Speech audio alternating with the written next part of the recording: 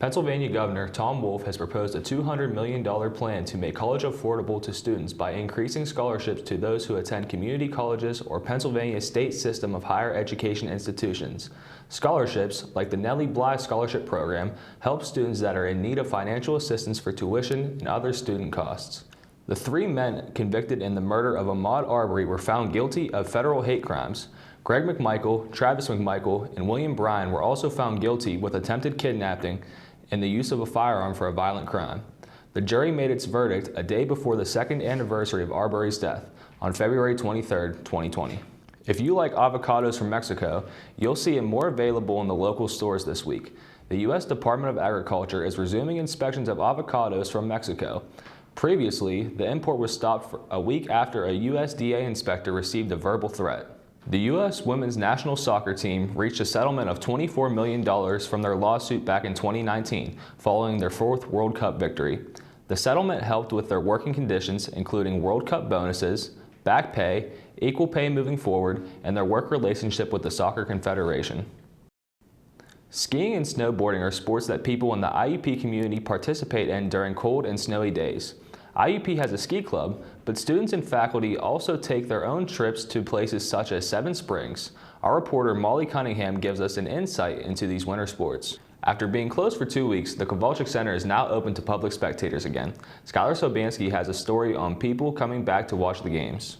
Statistics show that the percentages for people with mental health disorders are increasing.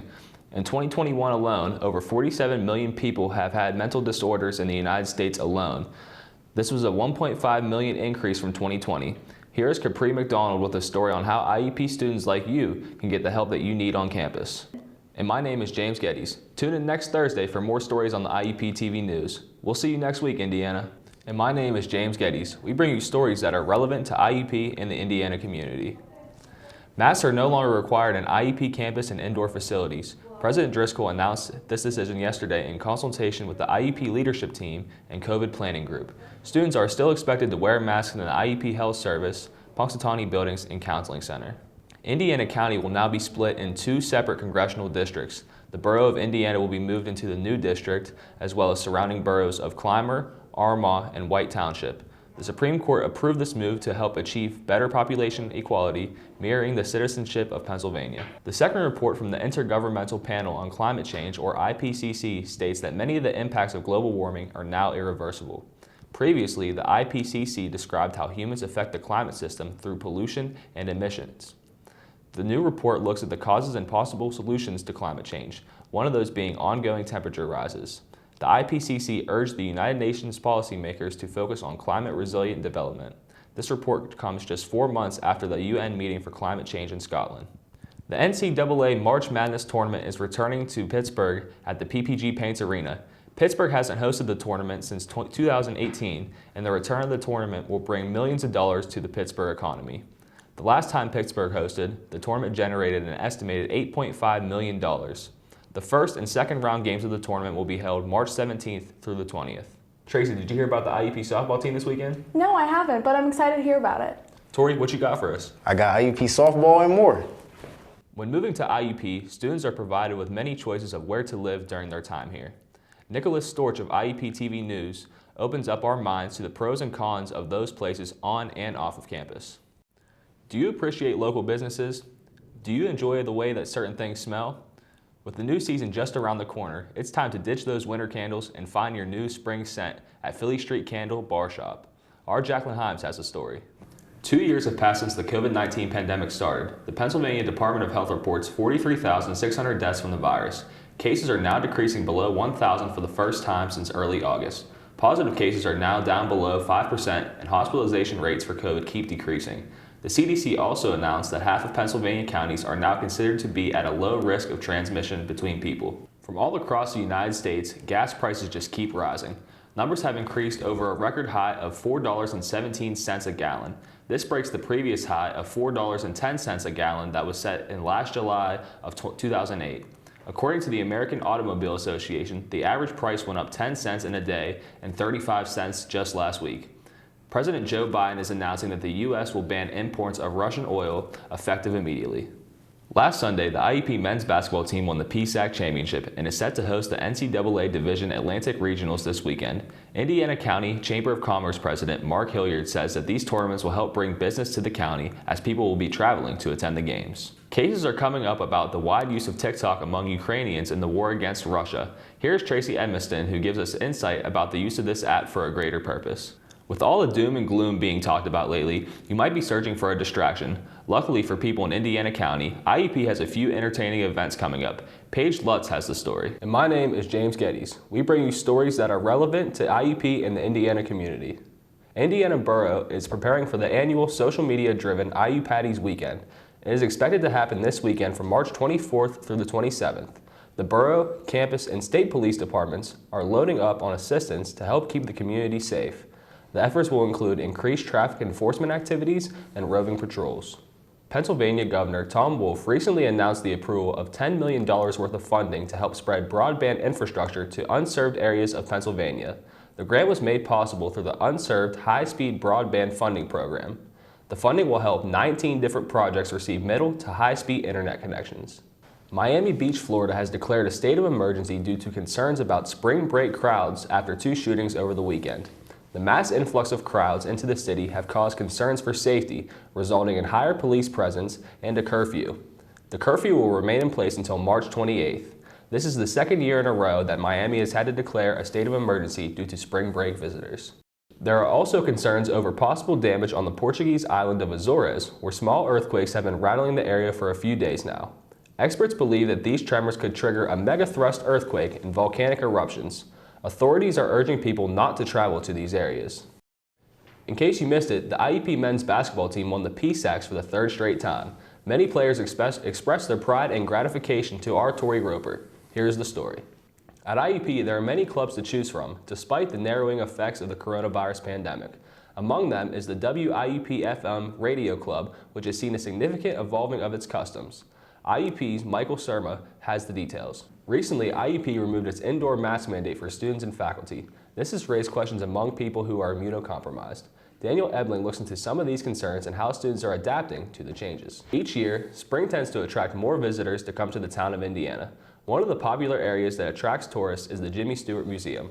Our reporter Nolan Peters and Cerise Blows describe how locals remember this famous artist through history and landmarks across the town. Here's the story. Don't miss the IUP men's basketball team as they work their way up the Division II National Championships. The event will take place in Evansville, Indiana at 6:30 p.m. Eastern Time tonight. You can watch the game on the NCAA Sports website. That's all that we have this week. Tune in next week for more stories on IUP TV News. My name is James Gettys.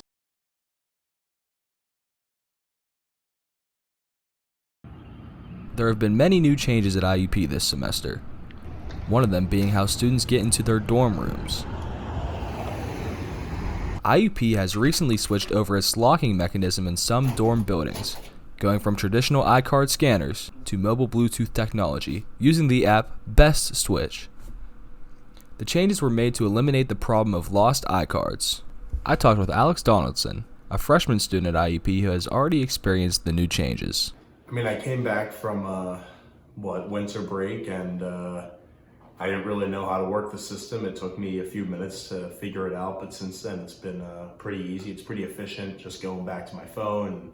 I already have it out and then just putting it on the door. The problem is though, when my phone dies, I get locked out of my dorm. So I gotta, make sure my phone's charged, and sometimes that's not possible with classes going on all day.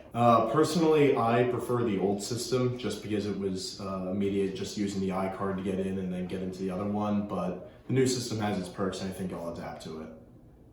Other students like Tyler Myers have not experienced the changes yet. Tyler told us his concerns about the new system going into next semester. Yeah, so I still have the old system, which is just the iCard swipe. And some concerns I have is like my phone dying from going to classes all day and stuff, and like being on it and like not being able to get into my dorm because my phone's dead. I think I'll be able to adapt to the new system when it comes out. It won't be that hard, I guess, to get used to it, but it is kind of going to be annoying because you have to use your card to get into the hall, and then you have to use your phone to get into the door, which is like 2 different things. And like, let's say your phone were to break or something, then you wouldn't be able to get into your dorm. You'd have no way to get in there, especially if you live alone. IUP has found ways to alleviate these concerns by placing charging stations in the dorm buildings just in case students' phones run out of power. I was able to have students give us a tutorial on how the new locks work. So you just got to activate it on your phone, do it over there, let that go green, you open it up, and then you get in your dorm. The new changes are only in Suites on Pratt, Ruddock Hall, Maple East, Northern Suites, and Walwork Hall. Delaney Hall, Putt Hall, and Stevenson Hall are expected to transition over the next year. This has been James Gettys, reporting for IUP TV News. COVID-19 has changed many of things in society. One of those is the dining system on campus. There has been several changes this semester at North Dining Hall, Crimson Cafe, The Hub, and Folger Dining Hall. The major changes to dining at IUP has been the closures of options The Fireplace, Burger Studio, Cheese Please, Einstein Bagels, and the Putt Pod due to limited staffing and sustainability issues. These changes have affected the ways that students dine on campus. IUP students Michael McGrath and Ethan Walkowitz describe how the closures have affected them and their daily dining styles. I used to go to Cheese Please a little bit more. Obviously that's closed, so that kind of sucks. But honestly, other than that, not really. No change really. I just go to North more, I guess now. The fact that it's unlimited food. You can just get whatever you want and however much you want of it. I like the pizza a lot. I like the burgers a lot. They're usually solid options. It's kind of just been the same. I don't know. I really didn't eat a lot on campus last semester, so I guess I'm eating more on campus now that things are getting back to normal. The closures have affected me greatly because I used to go to Crimson a lot because I live in Stevenson and that was closer, so I could just walk there, and now I have to walk all the way to the Hub, and that's pretty much a struggle. And there were some really good places like Burger Studio and Cheese Please that I really liked that they got rid of. I adapted pretty well because at least Grillworks and Mashville have some decent options that I can eat. Despite these many closures to the dining options on IUP's campus, IUP has still found a way to make new options for students and adapt. North Dining Hall is featuring favorite items from The Fireplace that was originally at Crimson Cafe. They are also serving made-to-order pasta, stir-fry, walking tacos, and much more. North Dining offers a buffet-style selection. On some nights throughout the semester, North Dining Hall has premium-themed dining events, offering students more variety and styles of food. Mashville moved from Crimson Cafe to The Hub, replacing Revolve Kitchen. The Hub will also offer grab-and-go breakfast options, as well as the campus favorite Chick-fil-A. The Pod Back Lunch program has moved to Crimson Cafe, along with candy and favorite items from the pod. This is a fast option for students who want to grab food on the run. Starbucks and Bento Sushi remain open at Crimson. The dining changes are fully underway and have been running smooth throughout the semester. As COVID goes away and our community returns to normal, we should expect more changes in the future. Make sushi every day. Make it an everyday thing. I feel like it's since it's only certain days a week, everybody swarms to sushi, and I never managed to get any of it. So Just bring back the pod to keep open till 1 because when everything else closes at 7:30 and I want a midnight snack, nothing's open, and that kind of stinks. I mean, Folgers is okay, but sometimes it's really crowded, so at least the pod isn't that crowded during the late night too. So this has been James Gettys, reporting for IUP TV News.